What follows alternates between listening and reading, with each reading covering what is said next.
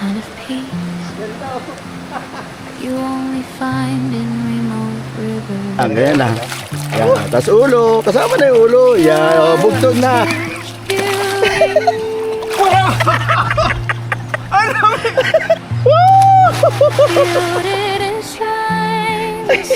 Tingnan nyo yung tubig guys, oh. Crystal water, oh. Not be destroyed.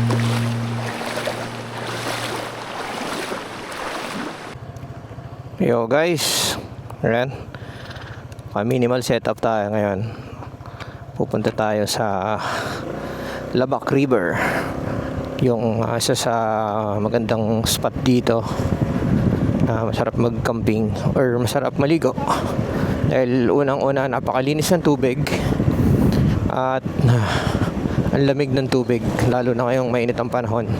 So nandito tayo ngayon sa Camarines Norte, sa Labo, sa bayan ng parents ko.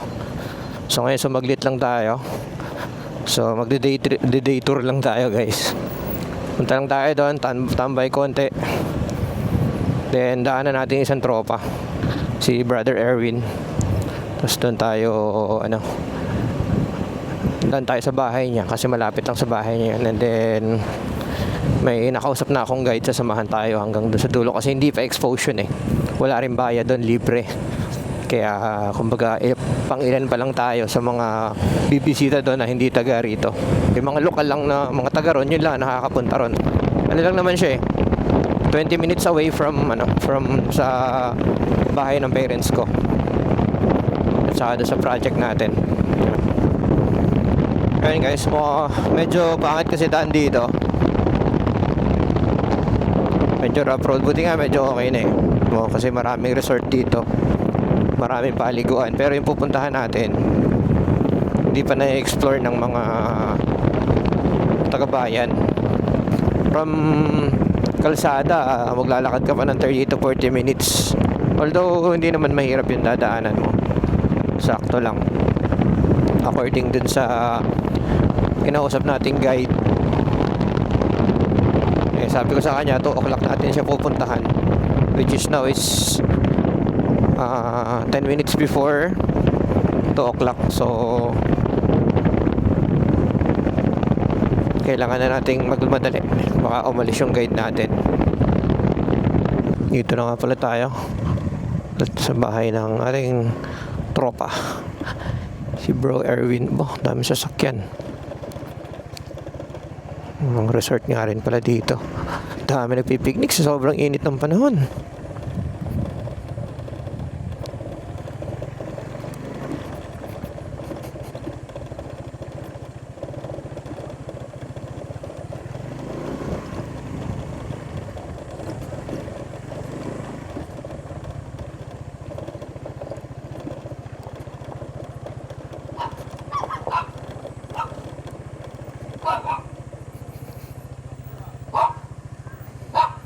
Hello po.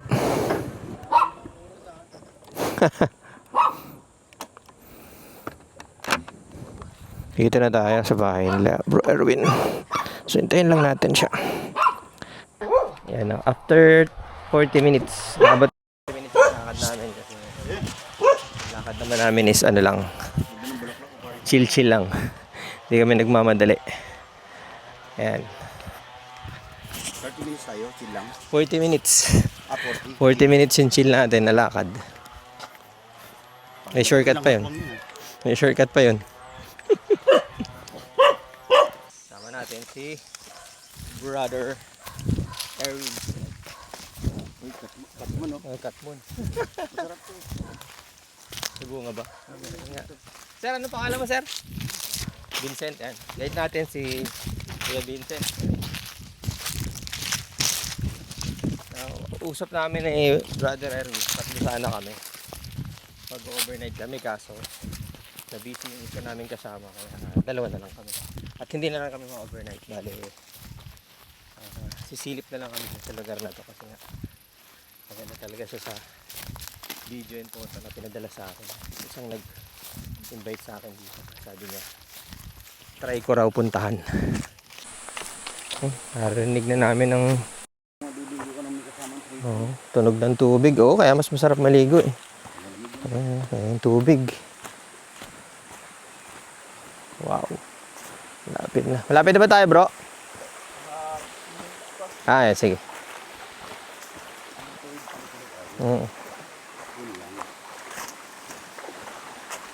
Ayan. Hindi na madulas?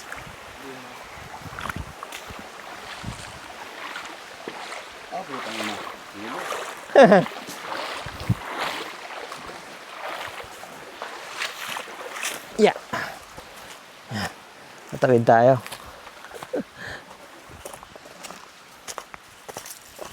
So, according kay Bro Vincent, mga ilan?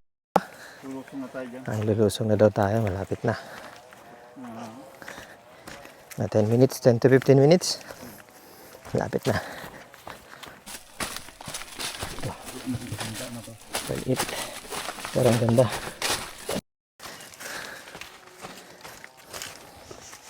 Kayo na lang hindi gumawa ng daan dito. Matagal na to. Oo, bumuguho na oh. Oo. Ah, may signal ah. Tumutulog cellphone ko. May landslide. Ayan oh.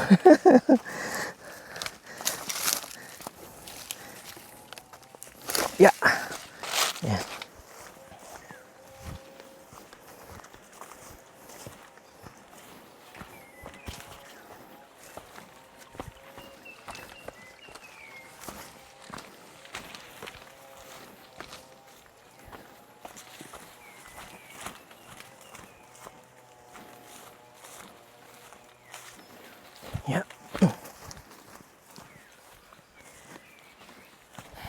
Lapit na tayo. Ito na po. Wow! Walang kita mo na eh. Ayan siya oh. Ganda nga. Saan dito just in case magandang mag-camping?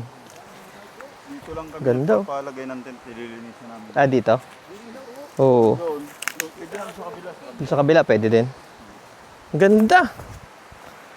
Meron pala. Ganda nito. May drone? Ah, oo. Ayan guys, oh. Ang ganda guys. Lunaw ng tubig. Ayan, oh. Wow. Hanggang dulo pa yan? Uy, ganda rin ng kabila, oh. Bro, ganda rin dun, oh. Oo. Pares naman siya lang. Pares naman. Mas maganda doon mag-camping, bro. Doon sa may gilid ng malaking bato. Pwede din doon. Pwede maglagay ng... Oo. Oo, ito yung may pinadala sa akin. Ay, nagulan pa. Tsaka doon. Ay. Kaso, inuulan tayo. Biglang umulan pagdating natin. Binelcome tayo. Guys, umulan, guys. Ayan, buti na lang yung dala kong bag. Pag may papalagay ka, lagay mo dito, maluwag to. Ayan guys, sa sunod na natin, doon malamang, doon ako mag-camping. Ayan. Dadala tayo ng tent. Yung cot tent natin, gagamitin natin dyan. Or dito, pwede rin dito. Ayan. Pwede rin dito. So, pero parang much better doon. Para mas gusto ko yung approach ng lugar. So, try nating lakarin papunta ron. Maya tayo maliligo guys. Lakarin muna natin ito.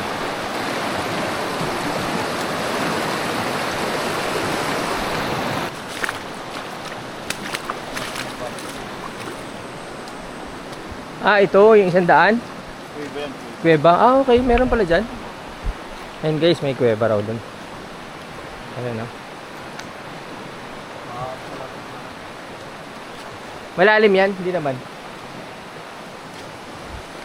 Pastok. Yan. Ah, tingnan nyo yung tubig guys, oh. Crystal water, oh.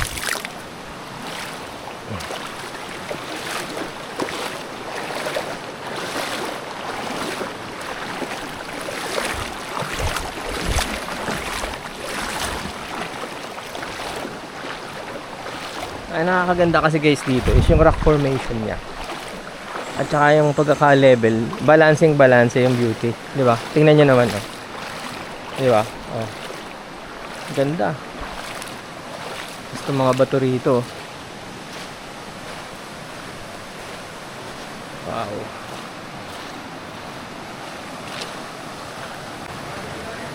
Ganda oh.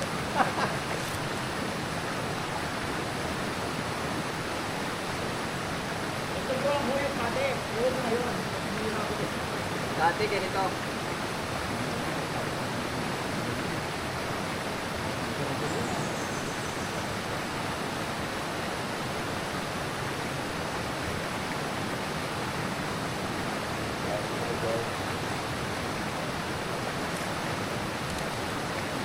So, ligo time. Ay! Ano yan? Ba't kanina parang hindi malamig? Ha? Parang kanina pagbaba natin. Guli-guli mo lang yun.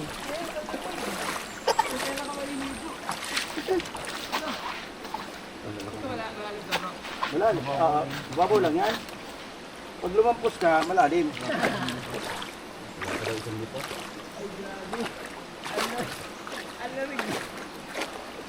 Parang ayaw mo na pumunta.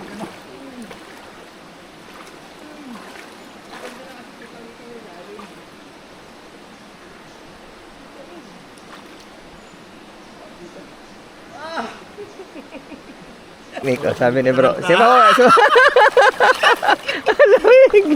Ang technique dito, pag nilalamig ka, kailangan pasama-sama. Tuturuan tayo. Ayan, yan. Ganyan daw. Ganyan Tuturuan muna. tayo. Yan. Hanggang sa ulo. Ayan.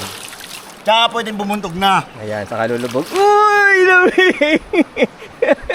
Woo! So, ayan, gayain natin si bro. Ganun lang daw. Woohoo! Yan. Tapos ulo. Kasama na yung ulo. Yan. O, bugtog na.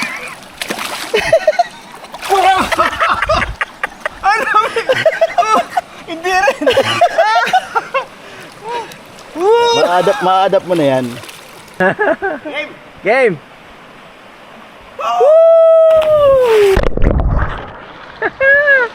Sarap! Malalim din oh. Nasa 6 feet din. 6 feet din dyan. Nagpas tao rin.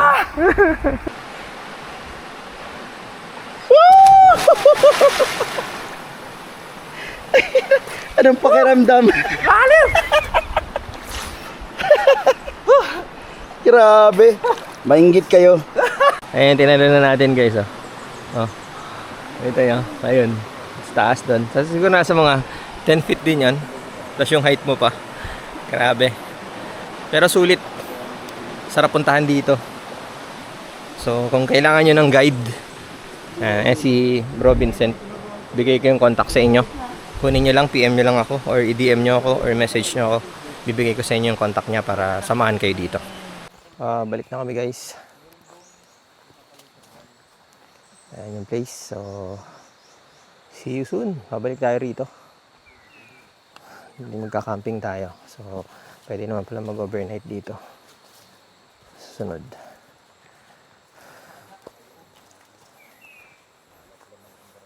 So 20 minutes walk ulit. And then oh yeah, ng bahay. Sige. Wait. Yan ba yun? Asan yan? Ito. Ito. Yan. Sige, go. Ito guys, alam niyo kung saan to ginagamit. Sige. Ito, alam niyo kung saan ginagamit to. Hindi ko na sasabihin kung saan, pero yung mga nakaranas nito, ganito dito. Sige. Yan ha. Yan. Saan?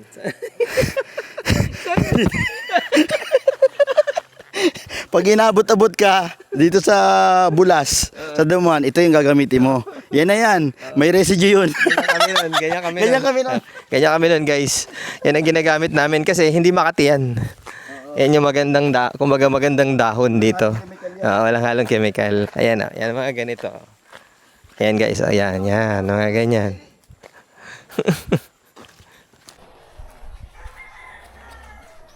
Ito na yung motor natin.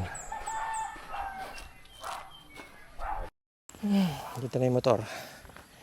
Yun o. Pati helmet.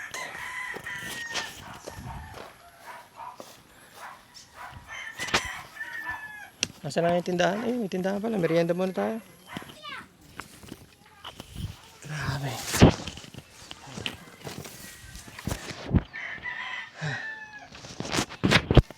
Kano sabit ko sa'yo? Baka mabasa kami, di kami naligo. Yo, mababasa kami ay. Ay, talaga! No! Samuhay guys! Kung nakabuhayan. Bro, naka-on yan. Okay lang. Salamat. Anakon ba? Merienda muna tayo. May ano kaya dyan? May coke, may ano? Kala ko, ang dilim dun sa loob mo ay. Bili ka ano? Wala. 1.5. Ano yung card? 1.5. At saka ano, baka may biskwit pa, bili ka na rin. Buwilan mo na yung mga bata ng ano, kung anong chichirya. Naka-open, meron kang model dun. Ayan o.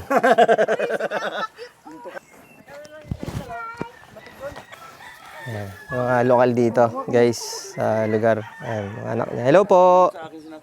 Ayan sila, mga taga rito. Shoutout kay Vincent, bro. Ayan, ating guide. At syempre, si bro Erwin. Ayan, ang ating shoutout dyan, ating tropa. Na laging nandyan pag tinawagan mo. Bye-bye, thank you! Thank you po, bye-bye! Tara!